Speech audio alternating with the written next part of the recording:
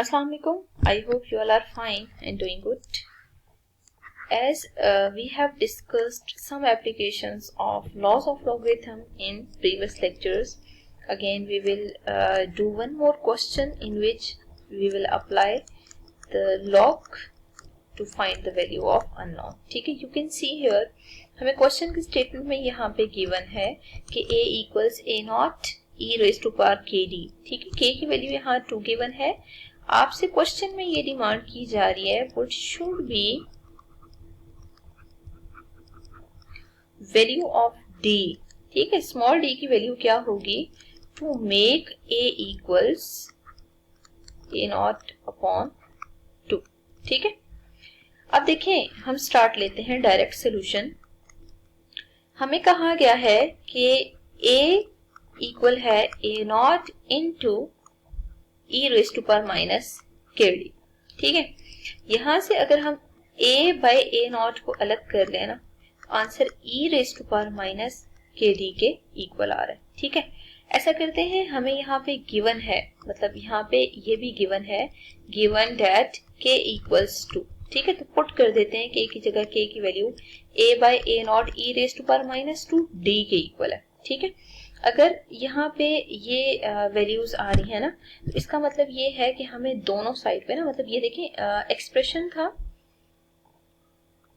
a equals a by a naught equals e raise to power minus 2d. अब ना a की जगह a naught by 2 put कर दें. ठीक है, a की जगह अगर a नॉट बाय 2 पुट करेंगे ना तो देखें a naught by 2 into a naught आएगा, तो a naught will be cancelled out.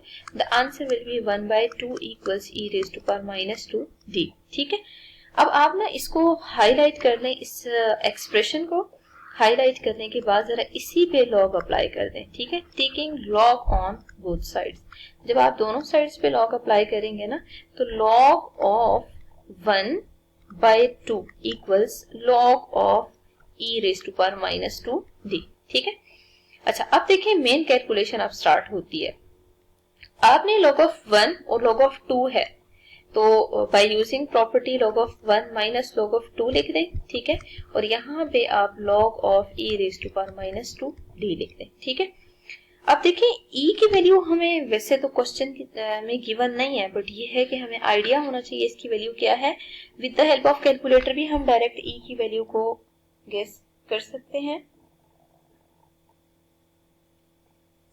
और इस वैल्यू को जरा हम डायरेक्ट गेस कर लेते हैं.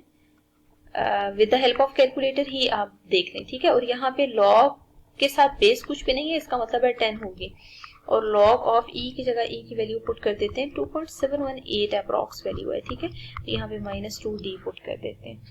अब आप क्या करें कि log ऑफ 1 0 के इक्वल है और log ऑफ 2 जो है इसकी वैल्यू 0.3010 है. ठीक है, और माइनस 2d को स्टार्ट में लें और लॉग अप्लाई करते हैं 2.718 पे. तो जब आप 2.718 पे लॉग अप्लाई करेंगे तो आंसर हमारे पास आ रहा है 0.4343. ठीक है, और इसको अब आप माइनस 2d से मल्टीप्लाई कर लें.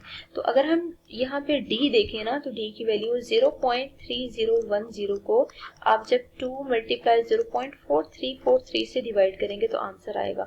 तो with the help of calculator ये सारी वैल्यूज फाइंड आउट करें तो answer will B 0.3465. This was the required value of d जो कि हमने यहाँ पे फाइंड आउट करनी थी. अब हम मूव करते हैं एक और क्वेश्चन पे, और उस क्वेश्चन में कुछ इस तरह से गिवन है the formula p equals 90 into 5 raise to power minus q by 10 है और applies to demand of product and the product is not mentioned here. ठीक है, जस्ट हमें यहाँ पे गिवन है. अब देखिए ये जो यहाँ पे अल्फाबेट्स यूज हुए हैं ना, where k is number of units, ठीक है, and P is price of 1 unit.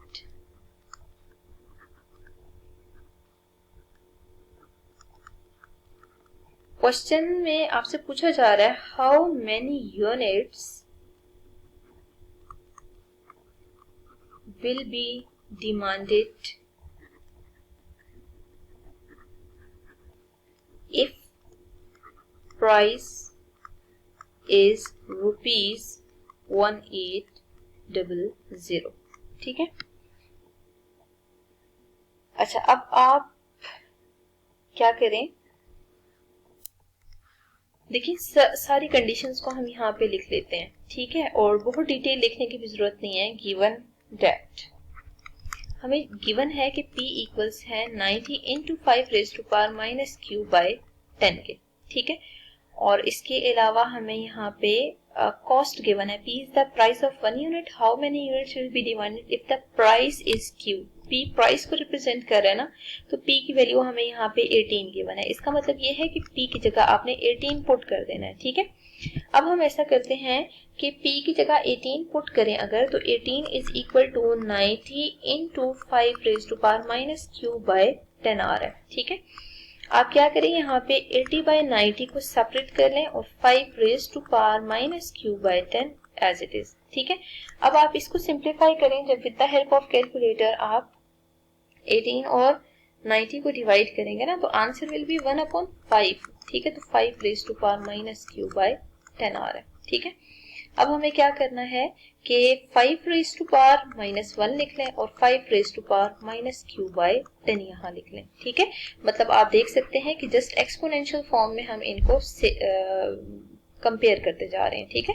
Basis same आ रही है, अगर बेसिस सेम है तो जरा हम पावर्स को इक्वेट कर देते हैं। पावर्स को इक्वेट करें तो -1 -Q/10 के इक्वल है, ठीक है। तो 1 इक्वल्स Q/10, तो यहाँ से Q की वैल्यू आप फाइंड आउट करें तो 10 के इक्वल आ रही है, ठीक है। आप देख सकते हैं Q की वैल्यू 10 है और हमें यहाँ पे ज्यादा वर्किंग नहीं करनी पड़ी, बल्कि डायरेक्ट ही आपने देखा कि कैसे हम इन वैल्यूज को इजीली फाइंड आउट कर सकते हैं, ठीक है। तो हेंस फाइंड आउट क्या करना था, आपने फाइंड आउट करना था how many units, it means 10 units will be demanded